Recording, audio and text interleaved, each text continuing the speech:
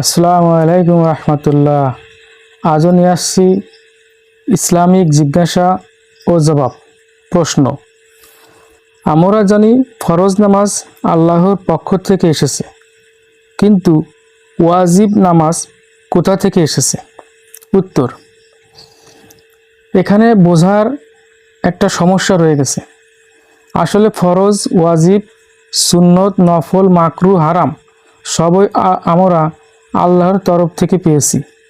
সকল ইবাদতই আল্লাহ তাআলা দিয়েছেন এবং সকল ইবাদতের বর্ণনায় রাসূল সাল্লাল্লাহু আলাইহি সাল্লাম দিয়েছেন। আমরা অনেক সময় মনে করি ফরজ আল্লাহর জন্য আর সুন্নত রাসূল সাল্লাল্লাহু আলাইহি সাল্লামের জন্য। এটা গভীরভাবে চিন্তা করলে শিরক হয়ে যায়। সকল ইবাদত আল্লাহকে খুশি করতে এবং সকল ইবাদতই মুহাম্মদ সাল্লাল্লাহু আলাইহি সাল্লামের তরিকায় হতে হবে। ফরজটা যে ফরজ, এটা আমরা রাসূল সাল্লাল্লাহু আলাইহি সাল্লাম থেকে শিখেছি। মূল বিষয় হলো ফরজ ছাড়া সবই নফল।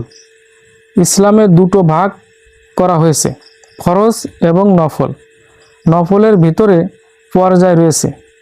যে নফলটা রাসূল সাল্লাল্লাহু আলাইহি সাল্লাম বেশি গুরুত্ব দিয়েছেন, কোনো ফকি এটাকে ওয়াজিব বলেছেন। এটা ইমাম আবু হানিফা এবং কোনো ফকির কথা। অন্যান্য ফকি ফরজ ওয়াজিব আলাদা করেননি। তাদের দৃষ্টিতে ফরজ এবং নফল, ওয়াজিব পরিভাষাটা হানাফি মাযহাবে রয়েছে। এটা ওই সকল নফল যেটা ফরজ নয় কিন্তু খুবই গুরুত্বপূর্ণ, এটাকে ওয়াজিব বলা হয়। উত্তরের পক্ষে বিপক্ষে কোনো কিছু সংযোগ করতে হলে বা বিয়োজন করতে হলে এসে যুক্ত করবেন, কমেন্টসের মাধ্যমে জানাবেন। আর দেখার জন্য সবাইকে ধন্যবাদ।